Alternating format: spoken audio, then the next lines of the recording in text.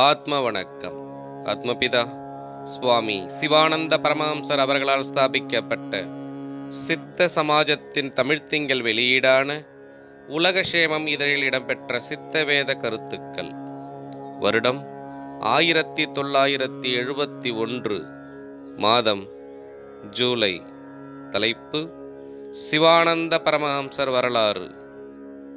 அப்பாவின் திவ்ய சரித்திரம் வாசித்து ஆனந்திக்கும் பாக்கியம் அடியேனுக்கு கொடுத்து வைக்கவில்லை.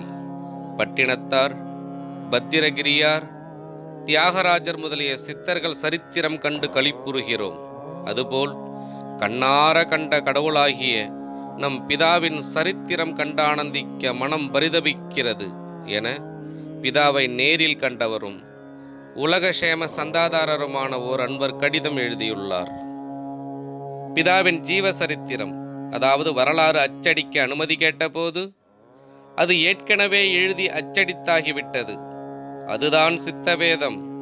மற்ற நீங்கள் எழுதியவை ஒன்றும் சரியல்ல, அதனை சுட்டெரித்து விடுங்கள் என பிதா கற்பித்தனராம்.